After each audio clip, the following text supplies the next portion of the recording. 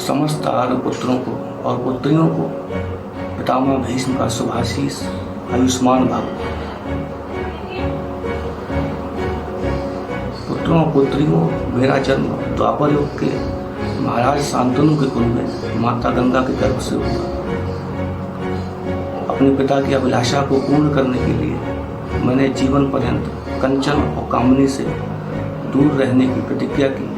इस भीष्म प्रतिज्ञा के कारण मैं भीष्म कहलाया। मेरा पूर्व का नाम देवव्रत है, गंगा पुत्र देवव्रत। आज मैं आप सभी सुधी जनों को अपने राजनीतिक विचारों से अवगत कराऊंगा,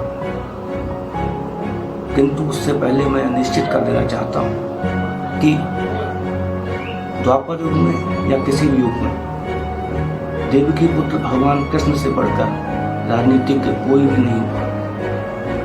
मेरे राजनीतिक विचार में उनके ज्ञान सागर की ही कुछ अमृत बूंदें हैं। राजनीतिक चिंतन में सर्वप्रथम राज्य की उत्पत्ति की चर्चा होती है। राज्य की उत्पत्ति के बारे में वार्तालाप करें तो मुझे विदित है कि तब राज्य नामक संस्था का कोई अस्तित्व नहीं था। तब सभी लोग एक दूसरे के साथ मिलकर प्रसन्नचित्त और सौहार्दपूर्ण रहते थे, किंतु धीरे धीरे प्रसन्नता, सौहार्द, शांति और एक रसता का यह वातावरण क्षीण होता गया और अशांति और कोलाहल का वातावरण बढ़ता गया। तब कुछ बुद्धिमान लोग भगवान ब्रह्मा के पास पहुंचे और उन्हें अपनी समस्या बताई। तब भगवान ब्रह्मा ने उन लोगों को धर्म, अर्थ,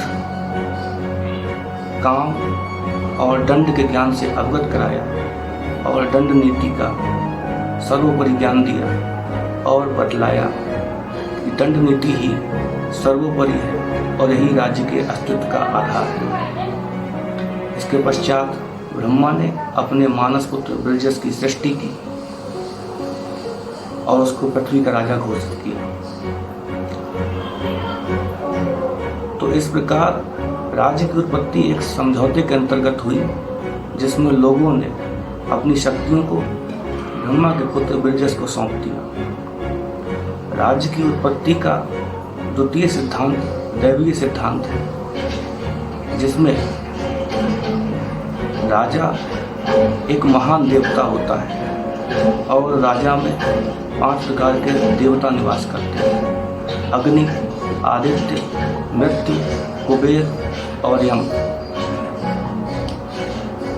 राज्य उत्पत्ति का तृतीय सिद्धांत इस प्रकार है कि जब शक्तिशाली लोग कमजोर और कातर लोगों पर अत्याचार करते हैं, इसको पुरातन भाषा में मत्स्य न्याय कहा जाता था, तब लोग आपसी सहमति और समझौते से एक व्यक्ति को राजा चुन लेते हैं और ब्रह्मा के आशीर्वाद से एक नए राज्य का निर्माण करते हैं और उसका संचालन करते हैं। राज्य और राजा में कोई भेद नहीं होता। राजा का मूल कर्तव्य धर्म की रक्षा करना और प्रजा का कल्याण करना है। धर्म की रक्षा के लिए वह ब्रह्मा द्वारा बनाए गए दंड का प्रयोग करता है।